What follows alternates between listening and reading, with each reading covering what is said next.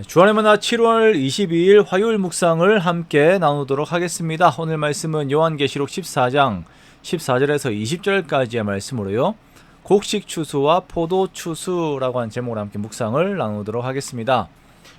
자, 오늘 본문에서는 종말의 때의 추수에 대한 내용을 말씀을 하고 있습니다. 자, 우리가 이제 기독교에서 지내는 절기들을 보면 맥추감사절, 맥추감사주일과 추수감사주일이 있죠. 그래서 이제 사람들은요, 왜 이 두 절기들을 감사절을 두 개나 이렇게 보내냐? 감사절기는 하나만 있으면 되는 것이지 감사절기를 두 개나 만들어 가지고 헌금 거두려고 하는 거 아니냐라고 하는 등의 말들을 하기도 합니다. 먼저는 이 절기들의 영적 의미들을 올바로 아는 것이 중요하다는 것을 말씀을 드립니다.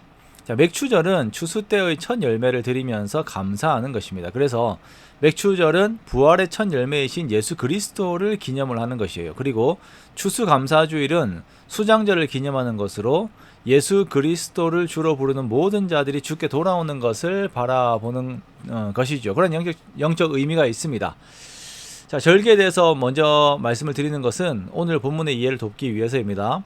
요즘 이제 이단들이 추수에 대한 이야기들을 많이 하고 막 추수꾼 막 그런 말도 하고 종말론에 대한 이야기들을 하다 보니까 기성 교회들은 이러한 내용들을 회피하고 현실의 부분들에 더 집중하려고 하는 경향들이 막 있죠.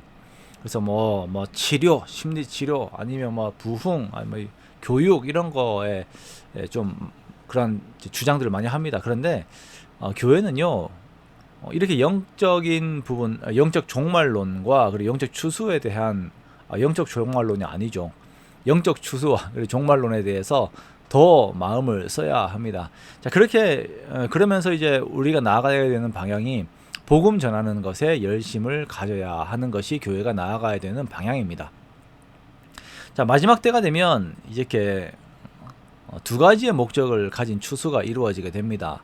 하나는 성도들을 모으기 위해서이고 다른 하나는 하나님을 거부한 자들을 모으기 위해서입니다. 이것은 예수님께서 말씀하신 그 마지막 때에 양과 염소로 나누는 것과 동일한 내용의 이야기가 됩니다. 자, 이 추수의 주체는 예수님이 되십니다. 14절에 보니까 흰 구름이 있고 구름 위에 인자 같은 이가 앉으셨는데 그 머리에는 금 면류관이 있고 그 손에는 예리한 낫을 가지고 있습니다. 자, 5장에서 요한은 이분이 그의 희생적인 죽음으로 승리하신 분이심을 분명히 하고 있습니다. 자, 구름 위에 있는 분으로서 하나님과 동등된 권위를 가지고 계시고 그의 머리에 쓰여진 금 면류관은 주님께서 정복과 승리를 이루신 분이심을 보여주고 있습니다. 그리고 그의 손에 들고 있는 예리한 낫은 곡식과 포도주를 거두시며 심판하시는 심판주가 되심을 말씀을 하십니다.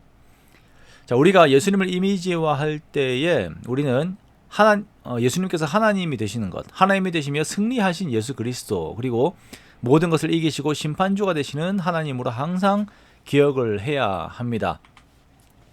자, 한 천사가 성전으로부터 나와서 구름 위에 앉으신 이에게 큰 음성으로 외칩니다. 땅의 곡식이 다 익었으니 낫을 휘둘러 거두시도록 요청을 하지요. 자, 주님께서 낫을 휘두르시니 땅의 곡식이 거두어집니다. 이 곡식들은 거두어져서 영광스러운 곳간으로 들어가게 됩니다. 자, 이 곡식들은 이제 성도들 의미를 하는 것입니다. 그리고 또 다른 천사가 예리한 낫을 들고 성전으로부터 나옵니다. 이때 불을 다스리는 다른 천사가 제단으로부터 나와 예리한 낫을 가진 천사에게 큰 음성으로 말하지요. 내일에 예리한 낫을 휘둘러 땅의 포도송이를 거두라. 그 포도가 익었느니라 라고 말을 합니다. 자, 우리는 여기에서 명령을 한 천사가 제단으로부터 나왔다라고 하는 것을 이제 보기를 원합니다. 우리가 요한복음 앞부분에서 이 제단은 순교자들이 하나님께 공의를 요청하며 기도하던 곳이 되었다라는 것을 기억을 할 수가 있습니다. 즉 이제 순교자들의 숫자가 채워졌고 때가 되었음을 말씀을 하시는 것입니다. 자, 여기에서 포도주라고 하는 상징을 통하여서 우리는 음료의 포도주에 취한 자들을 떠올릴 수 있습니다. 이들이 배교와 향락과 세상 즐거움에 빠져 있었고 이제는 하나님의 진노의 큰 포도주 틀에 던져집니다. 자, 이들은 성 밖에서 그 틀에 밟히게 되는데요. 틀에서 피가 나서 마을 굴레까지 닿았고 1600 스타디온, 약 한 300km 정도까지 퍼지게 된다라고 이렇게 말씀을 하고 있습니다. 자, 알곡은요, 추수를 하게 되면 모아서 이렇게 곳간에 쟁이게 됩니다. 근데 포도는 수확을 하게 되면 포도주 틀에 밟아버려요. 불의를 행하며 순교자들의 피를 흘리게 하였던 이들이 이제 자신들의 피를 흘리게 되는 것을 우리가 보게 됩니다. 순교자들이 채워지기까지 이들의 악행이 기다려진 것이지 악한 자들의 심판이 철회가 된 것은 아니다라는 것을 우리가 보게 되는 것입니다.